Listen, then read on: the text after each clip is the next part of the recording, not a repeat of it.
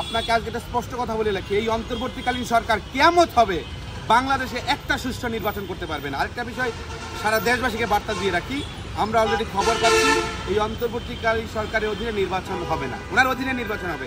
এই ক্ষমতার প্রেক্ষাপট কতিপয় কিছুদিনের মধ্যেই সেনাবাহিনী দখলে নেবে, একটি ক্রু হবে এবং সেই সেনাবাহিনীর অধীনেই বাংলাদেশে নির্বাচন হবে।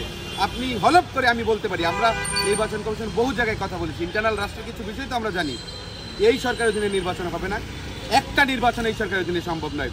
সেনাবাহিনী ক্রুয়ের মাধ্যমে ক্ষমতা দখল করবে এবং তার পরবর্তী পর্যায়ে দীর্ঘদিন থাকবে। এত নির্বাচন যারা বলছে নির্বাচন এখন বাংলাদেশে হবে না এবং সেনাবাহিনী সম্পূর্ণ নিয়ন্ত্রণাধীনে যখন থাকবে সেই সময় একটা ভয় জাতির মধ্যে আশঙ্কা দেখা দিচ্ছে। সেই আশঙ্কাটা হচ্ছে যে আবার আওয়ামী লীগ পুনর্বাসন হয়, কারণ সেনাবাহিনী যদি ক্ষমতা দখল করে নেয় তারপরে কি হবে, বাংলাদেশ আওয়ামী লীগ আবার পুনর্বাসিত হবে। কারণ অস্থিতিশীল দেশকে স্থিতিশীল করতে চাইলে সেনাবাহিনী বলবে যে সকলে নির্বাচন অংশগ্রহণ করবে। তবে ইউনূস সরকারের অধীনে নির্বাচন হচ্ছে না শতভাগ নিশ্চিত, এবং অন্য একটি সরকার, সেইটা মনে করেন গণঅভ্যুত্থান হয়েছে, এখন আবার একটা কু হবে, সেনাবাহিনী ক্ষমতা নেবে, তাদের অধীনে নির্বাচন হবে। আর ইউনূস সরকার একটা চেয়ারম্যানের নির্বাচন দেওয়া সম্ভব না।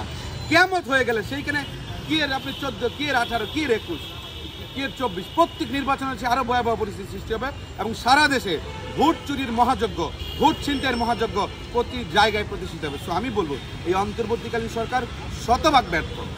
এটা একটি এনজিও মার্কা সরকার হয়েছে, তাদের বন্ধু বান্ধব ভাই ব্রাদারদের একটা সরকার গঠন করেছে, যেখানে কোনো রাজনৈতিক নেতৃবৃন্দের অংশগ্রহণ নাই। একটি রাজনৈতিক নেতৃবৃন্দের অংশ ছাড়া কীভাবে একটি উপদেষ্টা পরিষদ, কীভাবে পার্লামেন্টারিয়ান কাজগুলো চলে সেইটা আমার বুঝে আসে। তো বলবো এই সরকারের পতন, এই অন্তর্বর্তীকালীন সরকার অচিরেই ব্যাহত হবে এবং ক্ষমতা পরিবর্তন হবে এবং বাংলাদেশে যে নির্বাচনী রূপরেখা কায়েম হবে, এর মাধ্যমে কোনো নির্বাচন সম্ভব নয়। 5 আগস্ট পর্যন্ত বলা যায় জুলাই সম্পূর্ণ মাসটায় আমরা আন্দোলন সংগ্রাম করেছি। আপনি জানেন যে আমি রামপুরা এরিয়াতে থাকি, আমি এবং বিপিনুর কাছাকাছি থাকি, কিন্তু তখন অত্যন্ত বিদ্ঘুটে দিন গিয়েছে, সারা দিনব্যাপী আন্দোলন সংগ্রাম করেছি। আপনারা জানেন রামপুর এরিয়াতে টিভি ভবন ভাঙচুর, পোড়া থেকে ধরে বিভিন্ন মামলা রুজু হয়েছে। সেই মামলার প্রেক্ষিতে রামপুরার কোনো মানুষ মনে হয় রাইতে ঘুমাইতে পারে নাই, সাধারণ মানুষদেরকে ধরে ধরে নিয়ে রাত্রে গ্রেফতার করছে। আমি রামপুর এরিয়াতে ছিলাম এবং সেই জায়গায় সারা দিনব্যাপী আন্দোলন করেছি এবং রাতে একটা ফুচকার দোকানে, উনি সম্ভবত অন্য একটি রাজনৈতিক দলের সমর্থক, উনি আমাদের প্রতি খুবই সফট কর্নার ছিলেন, যে ছেলেরা দেশের জন্য আন্দোলন করছে, সংগ্রাম করছে। সেই সময় দিনব্যাপী আন্দোলন, বাসার সামনে রাতটা অন্ধকারটা আসার সাথে সাথেই ডিবি পুলিশের যন্ত্রণায় বাসায় থাকতে পারিনি। ফুচকার দোকানে এই জুলাই মাসটার অধিকাংশ দিন ফুচকার দোকানে এবং 1 তারিখ থেকে 5 আগস্ট পর্যন্ত এই ফুচকার দোকানে কাটিয়েছে এবং সকাল ভোর হতে না হতেই রাত 10টা 11টা পর্যন্ত এই আন্দোলন করতাম। সারাদিন 9টা 10টা পর্যন্ত প্ল্যান পরিকল্পনা করতাম। তার পরবর্তী মুহূর্তে আমাদের গিয়ে 12টায় কোনো ঝাপটা নেমে ফুচকার দোকানে রাত কাটিয়েছি বিদ্ঘুটে পরিবেশে এই আন্দোলন সংগ্রাম চালাতে গিয়ে। তবে এই যে একটি জুলাই অভ্যুত্থান, আজকে আমার মনে হচ্ছে যে ব্যর্থতায় পর্যবসিত হয়েছে।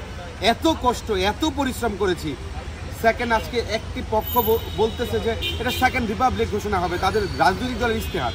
কোনো রাজনৈতিক দলের ইশতেহারে যদি থাকে সেটা পৃথিবীর কথা বাস্তবায়ন হয়, একটা রাজনৈতিক দলের ইশতেহার বাস্তবায়ন হবে না। যদি কালকে পারতো, তারা কিছু নেতৃবৃন্দ দেখলাম যারা জুলাই আগস্ট অভ্যুত্থানে জড়িত ছিল, এনসিপি নামক রাজনৈতিক দল গঠন করে তারা সেকেন্ড রিপাবলিক ঘোষণার জন্য তারা বলে দিয়েছে। এবং তারা আরেকটা বিষয় বলেছে যে তারা 21 দফার কর্মসূচি সম্ভবত দিয়েছে বা ইশতেহার ঘোষণা করবে, জাতীয় ইশতেহার। জাতীয় ইশতেহারকে একটা রাজনৈতিক দলের তাদের চিন্তা চেতনা প্রকাশ পেয়েছে। এইখানে যদি অন্য এটা কি হতে পারতো, ন্যাশনালি একটা ইশতেহার হতে পারতো যে জাতি গঠনে কী কী দাবি দেওয়া হতে পারে। সেই ক্ষেত্রে অন্যান্য ছাত্র সংগঠন, অন্যান্য রাজনৈতিক দলের নেতৃবৃন্দদের নিয়ে যদি পারতো, তাহলে জাতীয় ঐক্য এবং সেকেন্ড রিপাবলিকই বলেন, সেকেন্ড রিপাবলিক তো সম্ভব না, বা যত দাবি আছে সেটা জাতীয় দাবিতে জাতীয় ইশতেহারে রূপান্তরিত হতো। অত্যন্ত দুঃখের সাথে বলতে হয় এত নির্যাতিত হয়েছে। আমার 3টে রবার্ট বুলেট লেগেছে, মামলার শিকার হয়েছে। বিপিনুর যখন গ্রেফতার হয় তার আগের দিন, তার দিনের বেলা আমরা বাসায়, রাতে তাকে ধরে নিয়ে যাই। ওখান থেকে আমরা রামপুরা সম্পূর্ণ এরিয়াতে আন্দোলন করছি, শহীদ মিনার, এই সকল এরিয়ায়। মানুষ ফোন দিয়ে বলে যে সারা দেশের মানুষ মুখিয়েছিল যে হাসিনার পতন হবে, কিন্তু একটা সময় স্তীমিত পর্যায়ে 16-17 জুলাই থেকে ধরে প্রায় 31 আগস্ট পর্যন্ত, এই 29 জুলাই 30 জুলাই, এই সময়টাতে একটা ভাটা পড়ে যায় আন্দোলনে। সেই সময় সারা দেশের মানুষ আশাহত হয়ে যায় যে আসলেই এই ফ্যাসিবাদের পতন হবে কিনা। আমরা যাকে কথা বলেছি আমরা ভরসা দিয়েছি যে না এই সরকারের পতন অনিবার্য এবং সেটা হবে, সমগ্র কার্যক্রম চলছে। আপনারা সজাগ থাকুন। আপনারা এলাকা পাড়া মহল্লায় যদি আপনি মনে করেন যে আপনার এলাকায় বাজার, সেইখানে সংগ্রাম করুন। যে এই 5ই আগস্ট সারা বাংলাদেশে কোনো মিছিল বেরোতে পারছে? গাজীপুর থেকে লক্ষাধিক লোকের একটি মিছিল ঢাকায় প্রবেশ করেছে। সবাই অলিতে গলিতে মুখিয়েছিল বের হবে।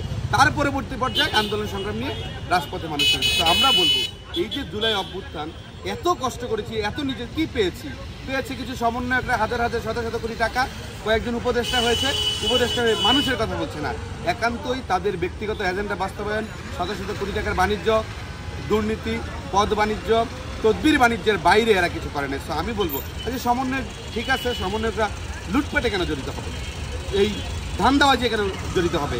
আর উপদেষ্টারা দিচ্ছে ওরা কি কাজ করছে? নাহিদ 6 মাস থেকে কোনো প্রকার ছাত্রদের জন্য যেমন 2-3টা দাবি মুক্ত। একটা দাবি হচ্ছে আপনার সংস্কার কাজটা জরুরি, যারা আহত হয়েছে তাদের পুনর্বাসন, যারা নিহত হয়েছে তাদের ক্ষতিপূরণ, এবং তৃতীয় যে বিষয়টি সেটা আওয়ামী লীগের বিচার।